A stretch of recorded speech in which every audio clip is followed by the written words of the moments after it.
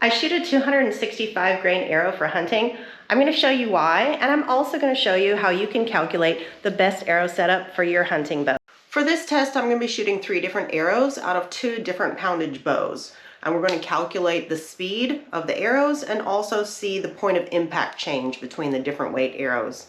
This will allow us to calculate the kinetic energy, see what kind of broadheads we can shoot with those arrows, and also it'll help you be able to do the same test with your equipment so you can see what kind of broadheads are going to work for your equipment and what kind aren't, and also what's going to get you the best speed for your setup so that you can be the most successful on your hunt. Let's go ahead and check in the draw board.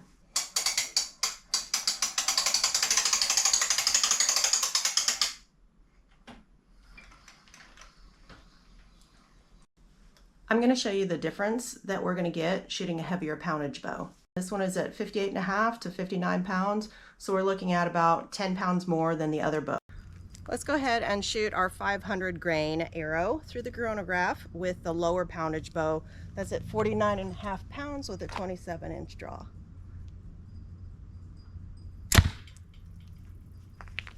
.224. Next up, our 400 grain arrow.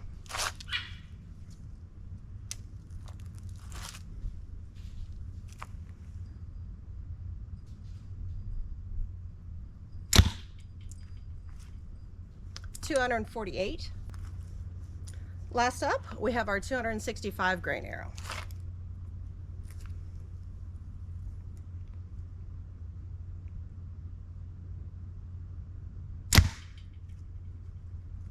.296 feet per second. Okay, now let's go with our 59.5 pound bow, and we're going to shoot our 500 grain arrow first. What speed do you think we're going to get?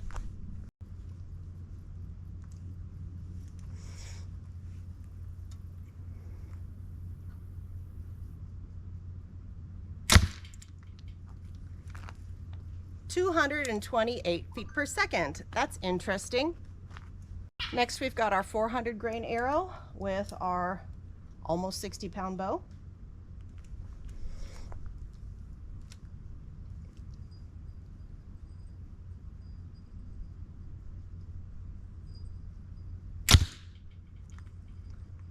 .252 feet per second.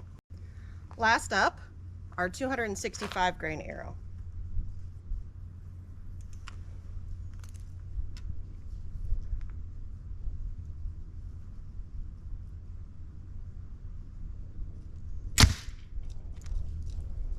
.296 feet per second. Hey, wait, why aren't we getting faster speed if we're shooting more poundage, you might be wondering. Well, a lot of factors go into that since it's not the same bow. We have the axle to axle, brace height, how aggressive the cam is, the cam shape, etc. So, yeah, not all bows are going to shoot the same speed, but there are benefits to having a longer axle to axle bow, like stability and accuracy in some situations. Ideally, we want to have the most kinetic energy and also the fastest arrow setup that we can get. But I don't like to have arrows be more than 315 feet per second, especially if you're shooting a fixed blade. And I would like them to be over 280 feet per second if we're shooting whitetail, for example, because animals move when they hear that arrow. And if you don't have enough speed, then the arrow is going to not hit where you were aiming because that animal will have moved by the time the arrow gets there. Ideally, I like my own setup to be around 300 feet per second. I'm going to be shooting the 265 grain arrow first because that's what this bow is sighted in for.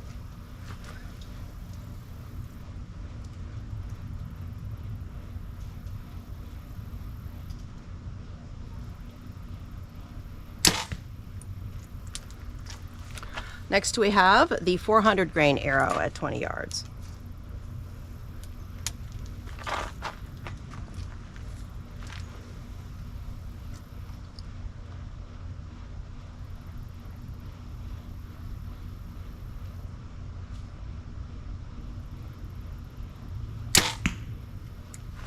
And now for the 500 grain arrow at 20 yards.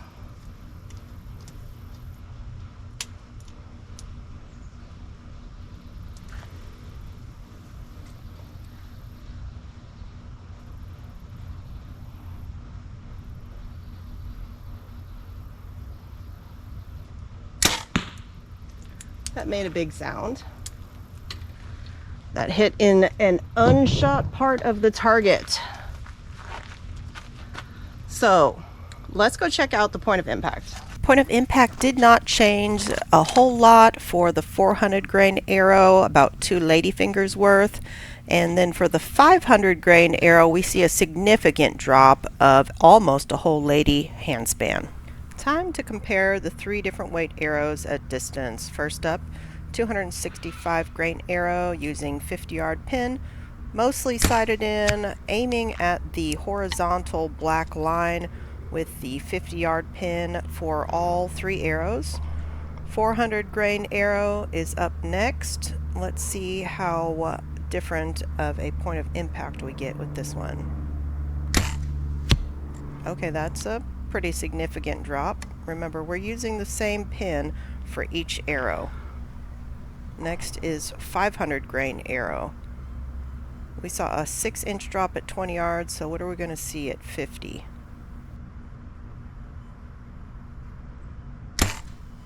It failed to hit the target.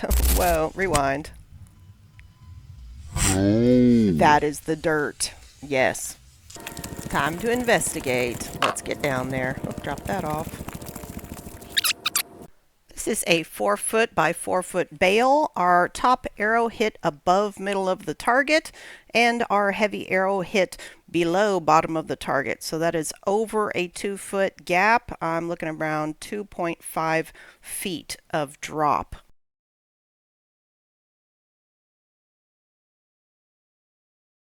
And how about our 500 grain arrow? That broke. Great.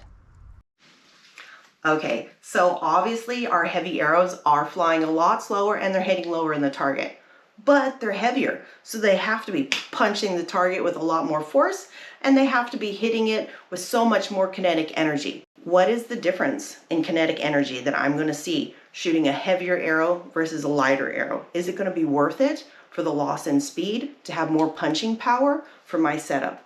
Let's go ahead and check it out, because this is all something we can calculate.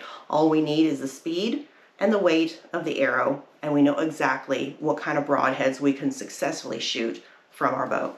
Let's go check out our kinetic energy over at Victory Archery's Kinetic Energy Calculator. Starting with our 265.2 grain arrow traveling at 296 feet per second, we're getting 51.61 feet per pound of kinetic energy. Next up, we have our 399.6 grain arrow, and we got 248 feet per second. So that gives us 54.59 feet per pounds of kinetic energy. It's about an increase of 3 feet per pounds. But we've lost 50 feet per second, basically. Okay, that's really slow. Next up, we've got our 500 grain arrow that was weighing in at 501.4, and our velocity was 224 feet per second. That gives us 55.88 feet per pounds of kinetic energy.